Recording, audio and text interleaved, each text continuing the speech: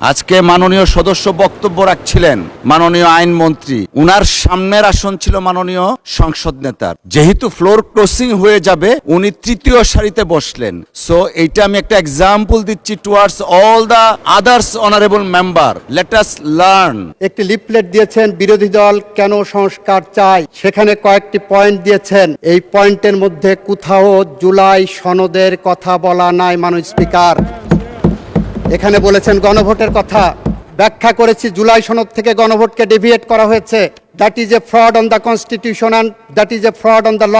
এটা আমরা বলেছি। এখানে কোথাও জুলাই জাতীয় সনদ, যেটা 33টি রাজনৈতিক দল স্বাক্ষর করেছিলেন, তার কোথাও নাম চিহ্ন এখানে নাই মাননীয় স্পিকার। এটা পড়তে যে মনে হলো 33-এ পাশের একটা থিওরি আছে মাননীয় স্পিকার। এই যে আমরা 33-এ পাশ পরীক্ষা করি না, আমাদের দেশে এক্সামিনেশন সিস্টেমে 33-এ পাশ, এটা পড়তে যে মনে হলো কি আমি 33-এ পাশের স্টেজে আছি। 33-এ পাশ আসলো 1858 সালে। এই উপমহাদেশে যখন ম্যাট্রিকুলেশনের পরীক্ষা শুরু হবে, সেই সময় কতই পাশ হবে নির্ধারণ করতে পারছে না। তখন ব্রিটিশ শাসক ছিলেন, ব্রিটিশদের কাছে পাঠানো হলো যে 33-এ কততে পাশ হবে। তখন ব্রিটেনে পাশের মার্কস ছিল 65 নাম্বার। ব্রিটিশরা মনে করতেন এই উপমহাদেশের মানুষ ব্রিটিশদের থেকে অর্ধেক বুদ্ধি ধারণ করে, তাই ওনারা 32.5 নাম্বারে পাশের মার্কস করলেন মাননীয় স্পিকার। ওখানে ছিল 65, এখানে হলো 32.5। 4 বছর পরে 1862 সালে এটা 33 করা হলো। আমার মনে হচ্ছে ওনারা এমন ভাবে লিখেছেন, আমি কি সেই 33 পাশের মতো ওনাদের থেকে এখন অর্ধশিক্ষিত আছি, যেখানে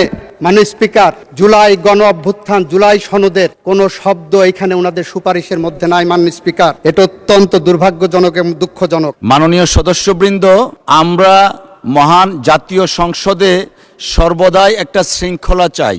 আজকে মাননীয় সংসদ নেতা যে ডিসেন্সি এবং শৃঙ্খলার নিদর্শন দেখিয়েছেন, আমরা অন্যান্য সম্মানিত সদস্য, মাননীয় সদস্য যারা আছি, তারা আমরা একটু অবজার্ভ করব। মাননীয় আইনমন্ত্রী, উনার সামনের আসন ছিল মাননীয় সংসদ নেতার। যেহেতু ফ্লোর ক্রসিং হয়ে যাবে, উনি তৃতীয় সারিতে বসলেন। সো এইটা আমি একটা এক্সাম্পল দিচ্ছি towards all the others honourable member, let us learn.